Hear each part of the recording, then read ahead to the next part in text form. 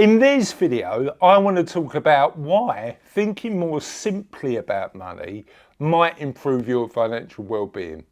Welcome to What Happens Next.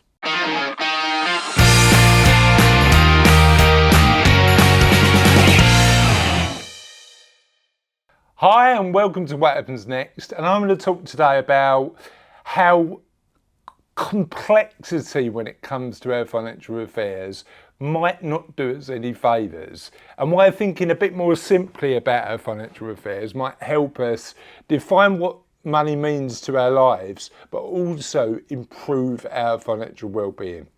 Now, I'm on a mission with this channel. I'm on a mission to help you, if you're thinking about what happens next in your own life, make some of those choices.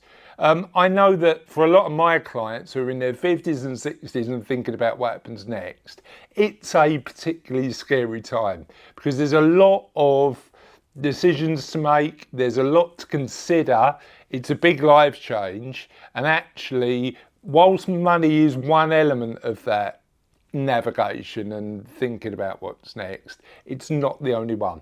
And that's why we've got What Happens Next.life, the website we've built that contains loads of interviews with experts in a wide range of well-being. That's why we've got this YouTube channel, and that's why we're committed over the next few years to talk about the issues that you're telling us have an impact on your life when you're thinking about what happens next. Now, who am I to start a video channel like this, talk about this sort of stuff? Well, my name's Chris Daems. I run a financial planning business called Savello, and we help people work out what's next in their lives. What happens next came from a conversation I had with a client who told me that despite knowing that he'd never run out of money again, was in a position where he just didn't know where he was going and what direction he was going in the next phase of his life, and wanted me to, whilst looking after his wealth and making sure he didn't run out again, help him work out some of that stuff.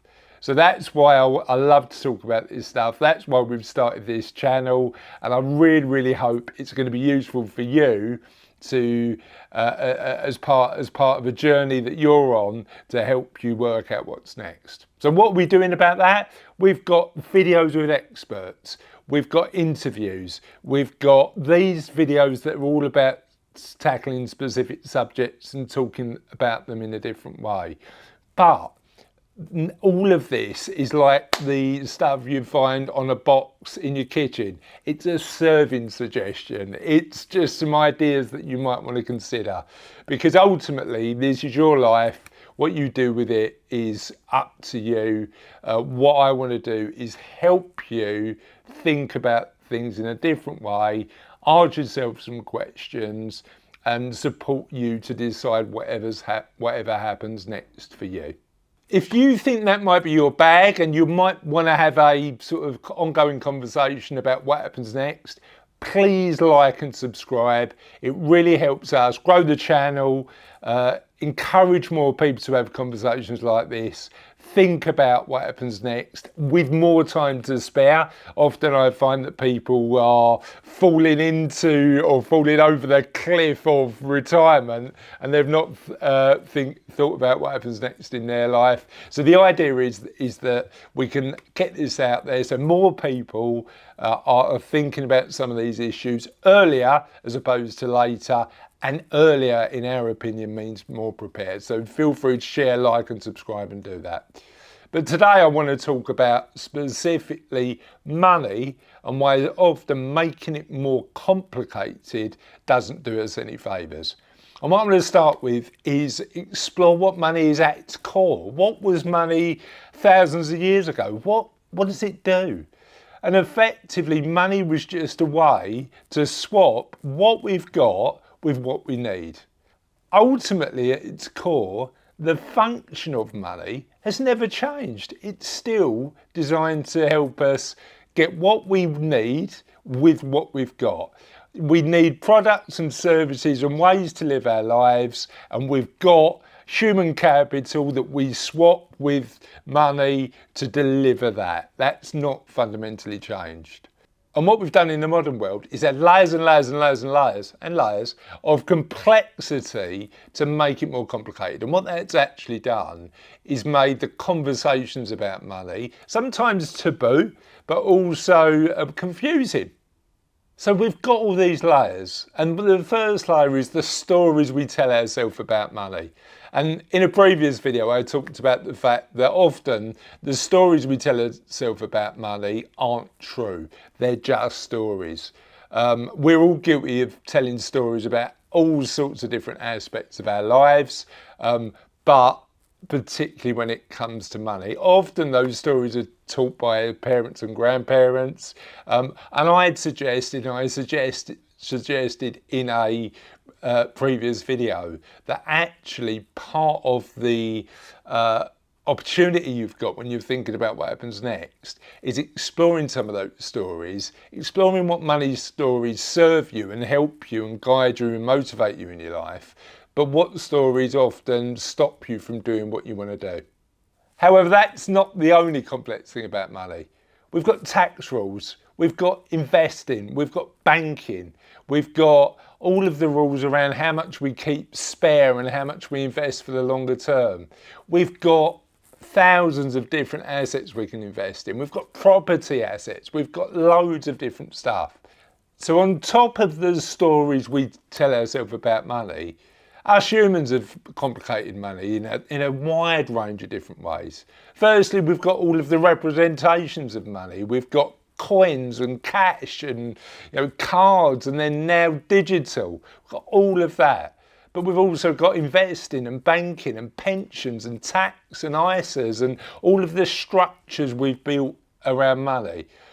And it's interesting, whilst a lot of those structures in a modern society are entirely necessary, apart from cryptocurrency, but I'll cover that off in a future video, the reality is it makes that route from what we want from our money to what we've got with our money a little more difficult. It just muddies the waters and complicates the issue. Now you could argue that those complex systems around money are the reason I've got a job and the reason I've got a business and the reason I exist to help and support my clients. But actually, part of our role as financial planners is to simplify, to go back to that basic. What have you got and what do you want? How do we make sure that money is a tool to live the life you want?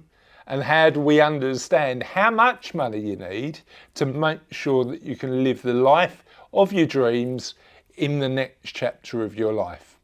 In addition to that, if you've got a skilled talent that you want to continue to use, how much is that going to contribute to the life you want to live, as long as you're comfortable with the amount of time you're spending continuing to earn money? And it's interesting because often when people come and see me originally, they turn around and go, they want to talk about the complexity of money. They want to talk about tax and pensions and ISAs and all that sort of stuff. What I want to understand is, what do you want? What do you want this money to do for you?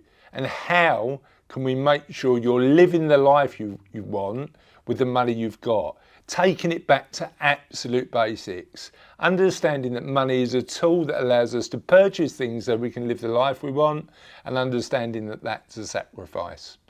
Now, it's really important actually to understand that money is also complicated and make the right tactical decisions, but I like to start with simplicity. And if you're thinking about your financial future and your financial well-being, starting with that simple, what life do I want and how much do I need to get there, is probably where you want to go. What's interesting is there's one of our interviewees on What Happens Next, a gentleman called Chris Budd, who talked quite a lot about this. And he's the founder of the Institute of Financial Wellbeing. He talks about the relationship between money and happiness. And if you haven't watched our Chris Budd interview, we'll put it in the comments below, but I definitely recommend you give that a watch. He's got really good phrase that says, if you're thinking about your financial well-being, work out what makes you happy and spend money on that. Now, we know that dealing with our money involves a lot of complexity, but as a starting point, that's not bad. Hopefully that was useful. I'd love you to like and subscribe if you got some value out of watching this video. We've got loads more to come, including expert interviews, additional insights, questions to make you think, and help to make sure that whatever you decide you want to do in the next chapter in your life, you're really well positioned to do so. Have a lovely remainder of the day, and we'll see you on what happens next soon.